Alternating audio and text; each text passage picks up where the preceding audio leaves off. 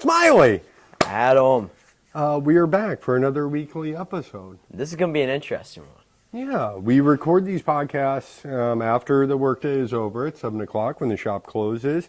And the sun now sets at 7 o'clock. So it's going to be getting earlier and earlier as we go. So you thought it would be a good idea to talk about Zombie Trail. That's one of the trails in the St. Louis area that you can ride after dark. So most parks in St. Louis or around the area are going to close a half hour after sunset, which means you're going to get locked into the park if you're not back in your car and out of there. So you can go to Zombie Trail, Bluffview Trail here in the Eureka Wildwood area. It's about 1.5 miles down from the shop. You guys can see that. There's the shop on the screen. And if I can find my mouse, it's not like in the distance. Let's look at the laptop. It's not like in the distance. And there's the shop. So about 1.5 miles away is Zombie Road. So this is what people are looking at now. It starts up at the elementary school at Ridge Elementary, and it is now a paved trail that runs down. Mm-hmm. So this was originally a road used to get down to the railroad tracks. Correct. Legend has it that this road was built on top of ancient Indian burial grounds. That's right. So on the other side of that's the Merrimack River there that the trail is following along, and it'll kick back up Zombie Road. Now, to the left of the trail, what you guys are looking at is Bluffview Trail. There's the jump line, the new flow trail, the pump track, all that stuff's up on the hill to the left. And then on both sides of the road that it's going up now is Zombie East and West. Yep. So pretty cool. But yeah, legend has it back in the 1860s when they built this trail is that they went right across an Indian burial ground. Nobody seems to know what tribe that is from my limited research. But what were kind of your thoughts on if Zombie, they say, is haunted? There's some spooky stuff we'll get into about Zombie. But you can ride there till 10 o'clock at night. Yep. So if you get out and it's starting to get dark, bring your light with you. You want to have a light on your bars and a light on your helmet. You want a super light on your helmet. Not heavy light on your helmet. Not heavy. But yeah, so what are your thoughts on Zombie? Will you be riding Zombie at night this year? So I already have, and it was pretty spooky. Mm-hmm. Now, it was my first night ride, so I don't know if it's just night riding in general, but I mean, you guys can search it up right now. Just search up Zombie Road. Apparently, this is one of the most haunted places in America. So, turns out my first night ride was in one of the most haunted places in America. But it was pretty spooky, and it always feels eerie. I don't know if that's just because you're night riding or whatever, but I was riding on Zombie Road to get to Zombie East and Zombie West. And some guy, I watched a YouTube video. You can find it. What's the article? Only in your state. Yeah, only in your state. They linked the YouTube video. I watched it. You can find it in their article. But he was explaining how there's like cold spots, and you go around and there's like these just really cold spots at night. And I've never experienced. I ride at Bluff View and stuff like all the time. That's my main area to ride. And I never felt that during the day or whatever. But at night, I did feel that because there was spots where it really dipped in temperature. And I don't know if it's because it's a valley or whatever, if it's haunted. But I did notice that, and that's my night ride encounter. Yeah, I mean, the last time I went, and this kind of ties in, so Zombie Road gets that name because it's said to be spooky because of that, and then also the Confederate Army was there, some rebels from the Confederate Army were there, so it said there's undead soldiers still running around there. There's also a story that Zombie Road got its name by a gentleman who escaped an insane asylum nearby. This area, Eureka, whether it's on the other side of the river, was Times Beach, which is creepy in its own right. Times Beach was poisoned and the entire town vacated. Now it is home of Route 66 State Park, which is directly across the river. So that's very creepy in itself. But the last time I was out there, I had taken a lady on a hike. Mm-hmm. So we were walking down, and that is how the road got its name. the man who escaped the insane asylum would wait until lovers came into the woods Yep. And to then, be alone and away Yep. from their parents and whatever else, and then he would murder them. were you murdered? He would murder them, and he did that to multiple people. So that's how he lived in a shack there, and all the time, because that river floods there. So stuff floats down the river and then lands there. So I used to ride over at West Tyson, which is directly across the river, which that always freaked and spooked me. Now it's a little bit overgrown, so you can't really ride down there too well. But for years, I would always park at Lone Elk and then ride to Chubb. That was always my favorite section because it was so freaky. You would just want to ride as fast as you could through it. I mean, Yeah, and there was like the river would flood, so it would bring like a camper. So you're just going through here, there's nothing there, and then you look over and there's just a camper in the middle of the woods. yeah, that's pretty So crazy. But anyway, so that kind of stuff happens. This man supposedly lived in his shack in that area, in the Bluffview zombie area. He lived out his days there. He was never caught. So the legend has it is that he's still out. He now in his death, he still haunts the area. So don't bring your lover to Bluffview. If you are going to go to Bluffview, take your mountain bike, ride that, keep moving. Yeah, keep moving, man. The last time I rode a mountain bike out there was something screaming in the woods. Oh, really? Yeah, 100%. Huh. Oh, and the night that I brought a lover out there, She died. she's still with us. I mean, she's not with me, but she's around. She died in Adam's heart. Yeah, she's dead to me. No, very nice person. But we saw the white deer. So there is albino I've deer seen in that that too. area I've as taken well. a photo of that, in fact. So yeah, that I think ties into the being a native burial ground. Is that there's this family of albino deer. If you go mountain biking there, you see them all the time. Yep. People love to get pictures of them and all that good stuff. So that's cool. interesting. That is interesting. But I don't know if that's like a sign or something. It's albino animals in the wild are very rare. That's very rare. So back to the night riding stuff, because that's what people really want to know about. Here's Gork's map. It is the Bluffview Zombie Trail Network is about, I guess it's 13 miles of trail technically is what they say on the website. But they do have a jump line that's put in there. If you're going to go ride Bluffview at night, then you have to park at the Bluffview City Park off Old State Road, or I believe you can also park at Ridge Elementary School. One thing to keep in mind is that the trails and Zombie Road are all open until 10 p.m. at night. But the gravel trail along the river, the Al Foster Trail, you are not allowed on. So you can explore the trails in the woods at Bluffview City Park, but you cannot go on the gravel along the river. That is Missouri State Parks, and there's not that closes a half hour after sunset. Okay. So don't be there. You can't park down at the bottom. If you're visiting into town, you're going to go do a night ride, or maybe you ride there all the time. Don't park down at the bottom, the Al Foster Memorial Trailhead. You have to drive up Old State Road to Bluffview City Park and park up there. Also keep in mind, there are people who live there. You'll see when you ride, you're going to see lights in the distance and you're going to realize how close houses really are to the trails that you never noticed. So be respectful while you're out there. Watch the hooting and hollering and stuff like that. When you get back to your car, again, be respectful. That parking lot, there's a lot of houses nearby there, a whole subdivision actually. And it was a big deal to be able to get night riding allowed there. So we do want to be as respectful as possible to the neighbors. Yep. I do know some of the neighbors. They're very nice folks that live up there. So yeah, be mindful of that. Yeah. But the screaming, geez, what kind of animal was it? I forget. Somebody had some sort of, animal zoology answer as to what the critter was. I know there's an animal I think it might be a bobcat or something. I think it was a bobcat. It sounds like a woman when it's screaming. You're right. And there has been a bobcat attacks there. There are bobcats out there, Yep. So be careful for that. But they do sound like something screaming. Yeah, it sounded like a woman screaming in the woods. Yeah. That's pretty terrifying, yeah. And I think that's what leads to a lot of like the kind of haunted stories. People hear that, At night, you'll see the albino deer. That's also very weird for folks.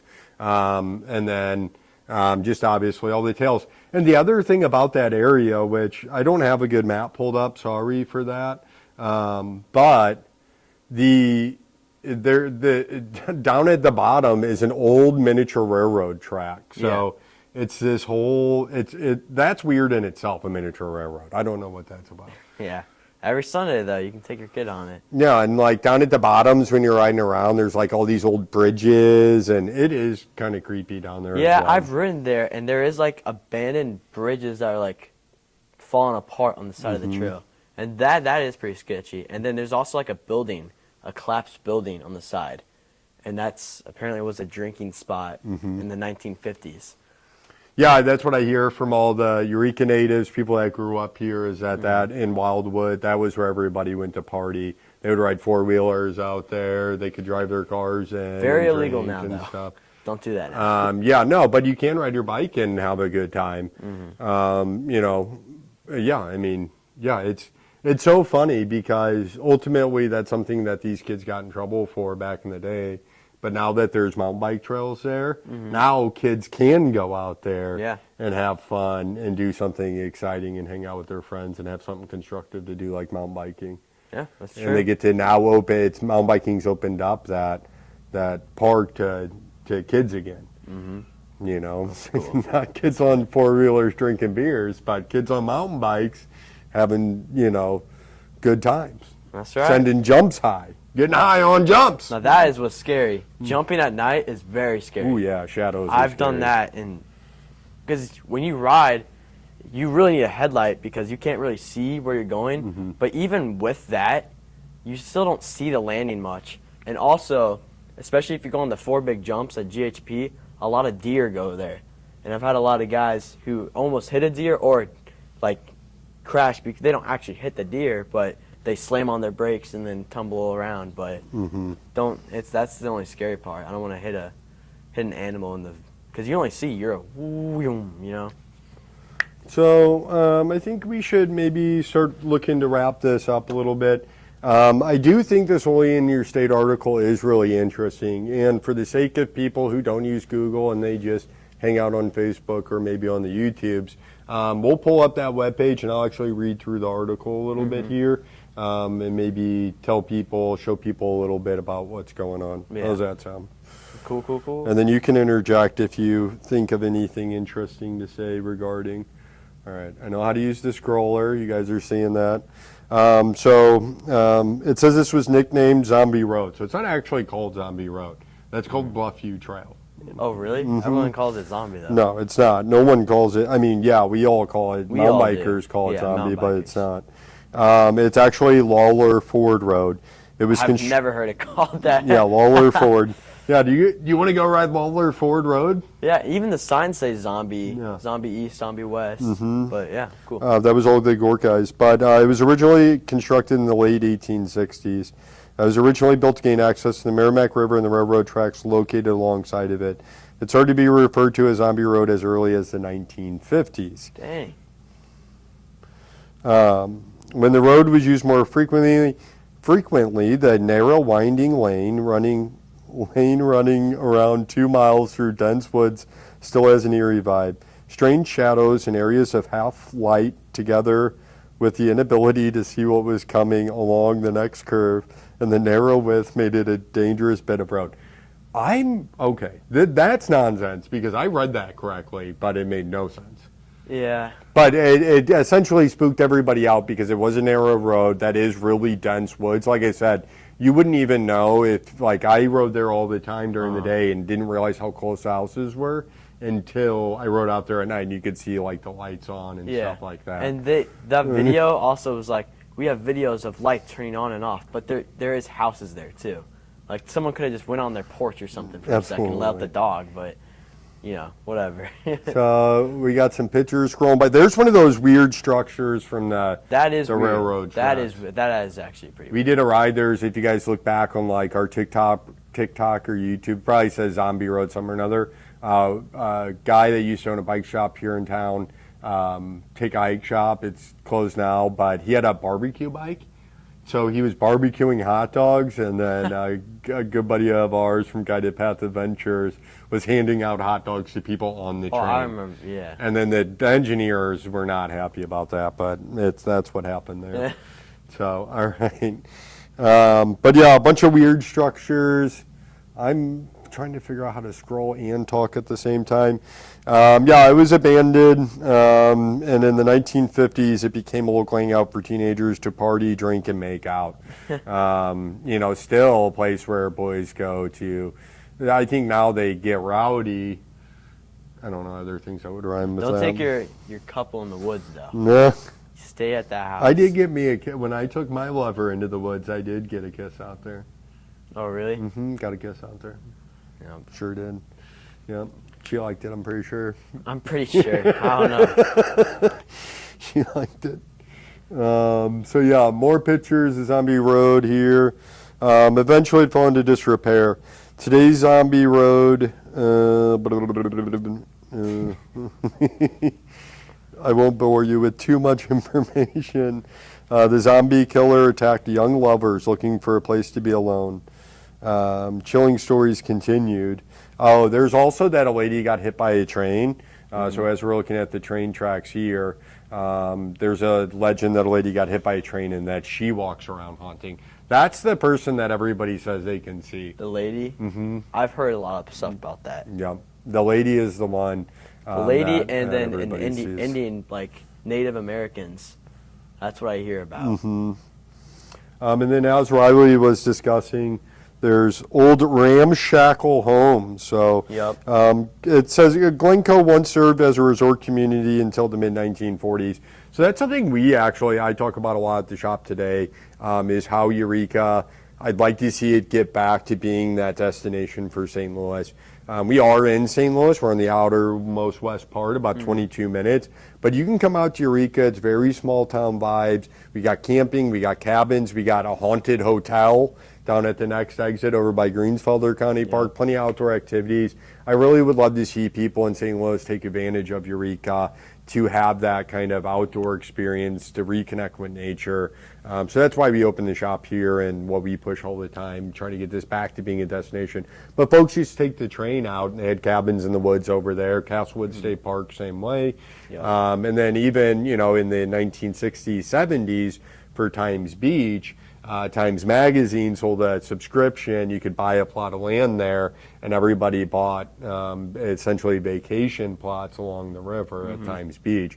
Later, there was a guy who dumps a chemical called dioxin on the roads to help keep the dust down because they didn't actually have roads. There was like little stores over there and everything.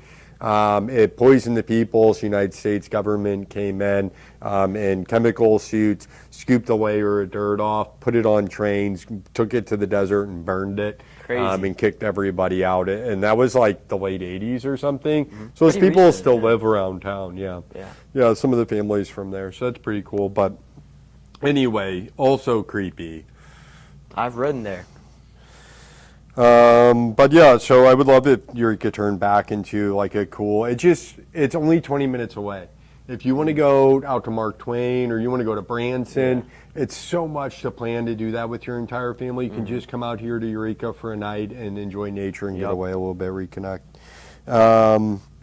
So there believes there was another story of sightings of a specter believed to be a ghost of a boy who fell from the bluffs along the river and died and whose body was never found. So that's something to keep in mind as well. You guys can see all these cliffs and stuff.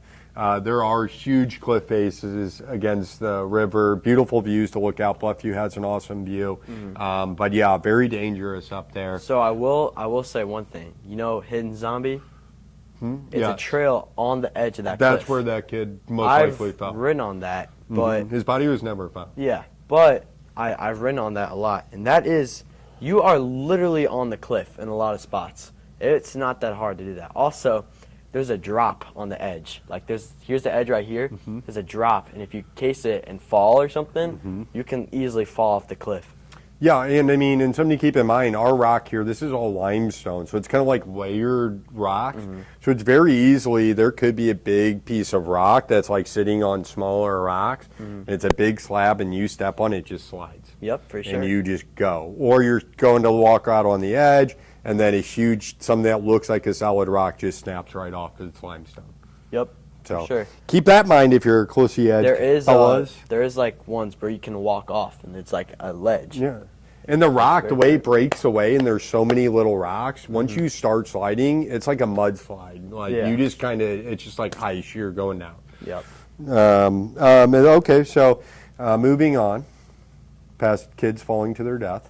They do think also that, they do believe that there's Indian tribes, that Zombie Road was actually used as it was an Indian trail. Which makes a lot of sense because here in Missouri, most of our mountain bike trails were all originally deer trails or Indian trails. So 100%, because the deer are obviously going to find the easiest way up a hill. And Indians are obviously not stupid, so they're going to follow the deer trails that have been there from before them. So they go up them. So if we're following deer trails, we're most likely following ancient Indian trails when we're out there on our mountain bike. Pretty cool to think about. It is really neat. It is really neat. So yeah, the picture everybody's looking at now, if we continue to scroll down. So in the late 1800s, train tracks had been extended along the river, passing through what would later be Glencoe. Those train tracks are now gone. But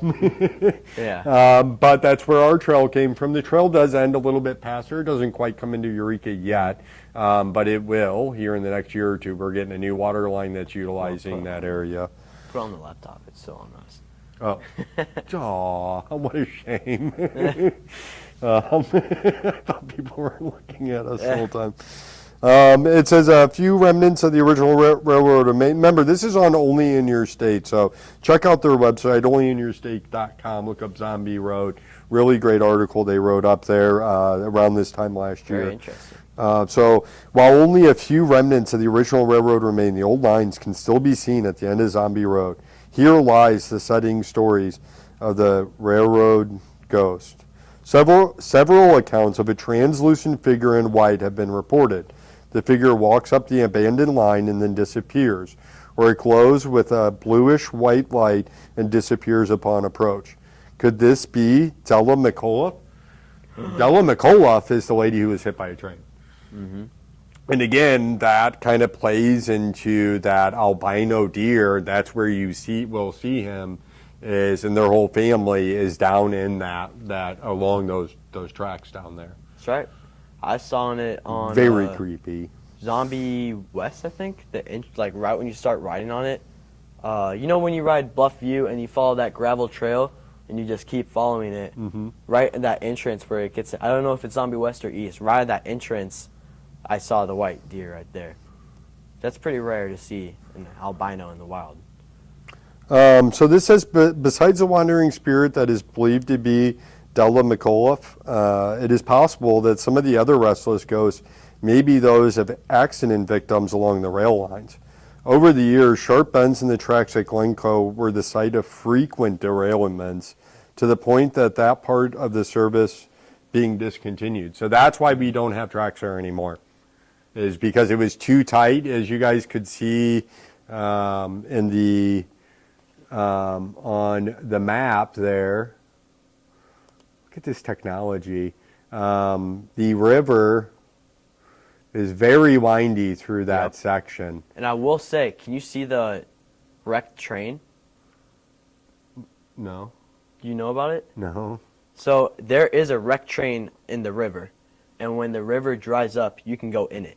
And I've went in that train. No, you have not. I swear. How I stood cool. on top of it, and I got to go inside of it. And How far down is it? It's right where that gravel path is. If you know where there's like a cement block and then there's a net fence. If you go on the side of it, walk down, there's a whole train wreck right there. And then I walked inside of it, and there's like the pipes and all that inside it. How to derail, how to get there, I don't know. Did people die in it? I don't know. But Too many bends. There's literally just a wrecked train right there. Well, it's pretty cool. Neat. All right, let's see if I can get us back to our article. This is a long podcast. People on YouTube will have, people on Facebook not so much. You guys may not get this. So yeah, they discontinued it, and that's why we might soon have a bike trail there. So that would be nice. That hopefully is coming soon. Hopefully. The water line should be through there by the end of this fall. Haunted water. Yeah, while this states that while unsettling feelings and the sensation of being watched that many report could be explained away by spooky surroundings alone, the eerie sounds, inexplicable noises, and disembodied footsteps cannot completely be ignored. And I agree, I've heard crazy noises out there and seen weird stuff. So this is all just straight facts, dude. Facts. Straight facts.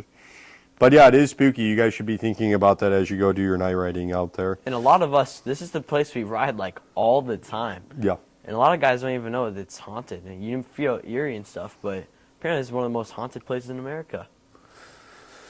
Yeah, so they say that where it's at, they say that it's been turned into something called Rock Hollow. But yeah. And it's so funny, and we'll end here. But yeah, people should go ride there again. Park up at Bluffview City Park if you are going to go ride there. Yep. It closes at 10 o'clock. Be respectful of the neighbors. You know, bring a light, one bar mounted, one headlight, or one helmet mounted. That's going to keep you safe. We sell those here at the shop. Or you can go to MTBshed.com and get on there. So all very cool stuff. But the one thing they constantly joke about is they're like, oh, now the only thing that it's haunted by is the police.